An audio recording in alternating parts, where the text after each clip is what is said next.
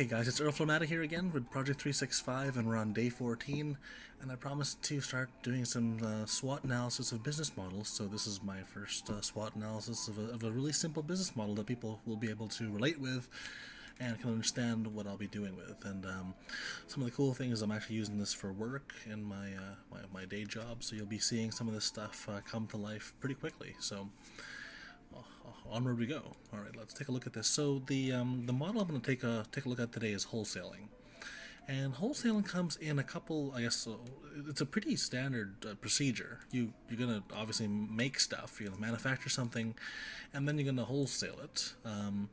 Wholesaling is the act of taking this to retailers and having the retailers retail it. And so wholesaling obviously is this portion here in the middle. That's what we'll be covering today in our discussion. So I'm going to use a real life scenario, and one of them, not that I work for a jewelry place, but I know a little bit about jewelry. So jewelry, we've got quite a few different number of steps here. I had no idea until I actually wrote it out here, from taking something from a hole in the ground until it turns into the final product. And so first of all, it's mining. You're digging a hole literally in the ground, pulling it out of the earth, and it's going to be a rock. Now this goes from being a rock to refining it and actually finding the precious stones or precious metals out of there, and then you're gonna cut the darn thing. So because it still looks like a rock, so you're gonna cut it, and even though you cut it, it looks like a cut rock. Now you can take this thing and you're gonna polish it up. Now it's all polished and nice looking, so you're gonna have these loose stones all by themselves. At which point the wholesaling model comes into play.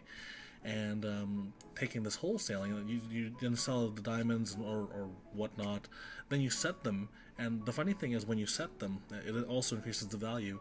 Now each step of the way here, it's going to increase value along the method, right? Because you're digging a hole in the ground, you're literally selling dull diamonds. Then you refine it, and you got better pieces of dull diamonds. Once you cut it, you've got cut dull diamonds. Once you polish it, then they become the shiny things that you're used to.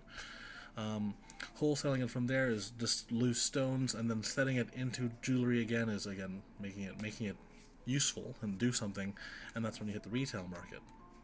So this is kind of the breakdown of how this works. Now, in terms of strengths, weaknesses, opportunities, and threats, anything in this type of industry, you're going to make stuff, you're going to find distribution to get it out there, and those people are going to sell it for you, and that's what the model is. Really make stuff, they're going to distribute it, and they're going to sell it. So this is wholesaling. Now the strength, weakness, opportunity, and threats, the strength is if you're at the top of the food chain in terms of making stuff, you're getting it for the lowest price possible, and you're not having to deal with any of the headaches of selling it to the end customer. You're moving on to the next piece, and what's going to happen is that as it moves to the next piece, you make your profit, you can go back to the beginning and do it over again. That makes sense. It's a pretty simple process that way, which is cool. Now, in terms of weaknesses, this is kind of a linear method, and you sell it and it's gone, right? Because once you sell someone a diamond once, they're probably not going to buy another diamond from you again for a while, for example, right? So the weakness is I build a list, I sell to my list, and then my list never ever talks to me ever again. Usually is the case. So it's the scenario. Now, in terms of opportunities, it's where the people can make their money in this distribution, right? So people want this, want their wholesaling thing to work. So what they're going to be doing is taking this and finding more and more and more diamond stores, jewelry stores, similar stores to sell more of this stuff, and that's what their job is, to keep this up and going. So as a wholesaler, you're going to want to find more and more stores, and that's how you keep your business up and running and growing. Obviously, as the market sways up and down, some of your stores are going to go under. Some of your stores, there'll be new stores, and this is where the pain point is as far as this is concerned. And then as far as threats go, the funny thing is in this model, the strength and the threat are the same thing. If someone's able to make the same stuff as you do, it becomes almost a commodity, and now you're fighting over price. And the threat becomes, can someone make it cheaper, faster, better than you, or whatnot? And then that's where people can kind of compete with what they're talking about. So there you go. That's making stuff, distributing stuff, selling stuff, and a really quick SWOT analysis of that model. Now, how do we make it better? and I'm actually doing this in my real life job, make stuff, distribute it, sell stuff, is to make it better.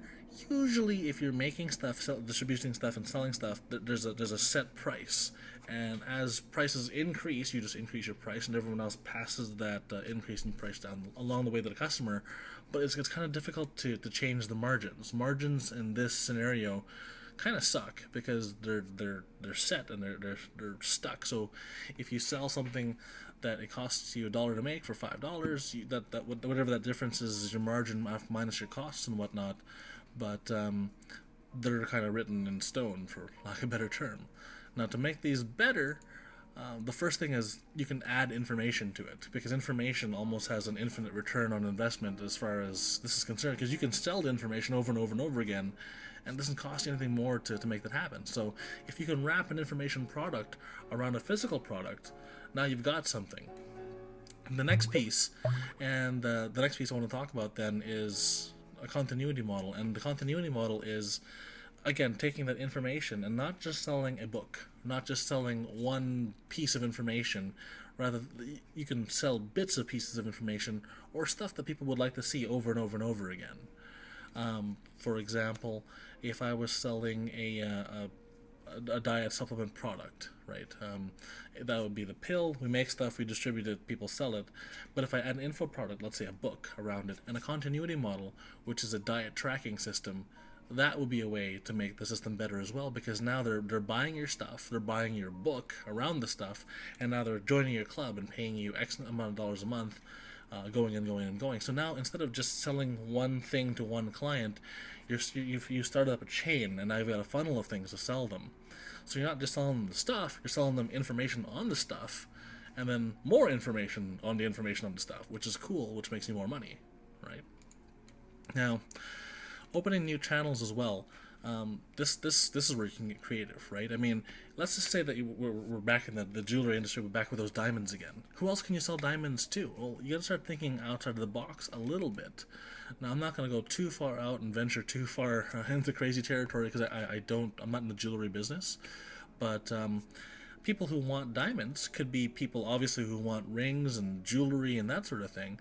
But I'm just thinking outside of the box again. Another person who might want some diamonds could be a burglar, for example. This is probably a bad example, but diamonds can cut through glass. Diamonds can cut through almost anything, right? So maybe miners would have been a better example, but diamonds can cut stuff. So if you can find another channel, another use for the same raw product, then you can take that raw product, and the stuff that doesn't make it past the chopping board, per se, can be used and recycled in other ways, and you can sell it someplace else, right? So that's ways to make it better.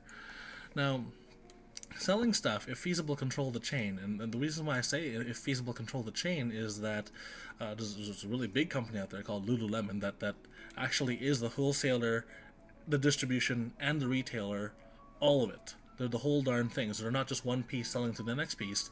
They're everything. So they make it, they sell it, and they actually retail it from all their stores. So, and the reason why that makes it more interesting is also that if it's feasible, you have to have obviously more than one product, because your store needs to be able to be self-sufficient, and you've got to have a great marketing team behind you to pull that off. But if you control the entire chain, like I showed in the previous slide, where you make money every single step of the way, if you're the whole thing, you're making money every single step of the way for the whole shebang. So that's where you can make money on selling stuff and making it better. Alright, so I think that's pretty much it for today's video. So I've taken, just in review, I've taken apart the wholesale model, done the strength, weakness, opportunity, threat, the SWOT analysis on it. I've shown some interesting ways to make it better. And as the days progress along, and you're going to start seeing me release stuff for a physical product that is going to be an info product. We've actually got a continuity model around it. We've got opening new channels around it and whatnot. And we're going to try our hand at controlling the chain. I'm not sure if that part's going to work or not, but we are going to see how well it does. And I'll report back to you guys with how things have come along. So thanks for watching. This is Earl from Project 365 signing out.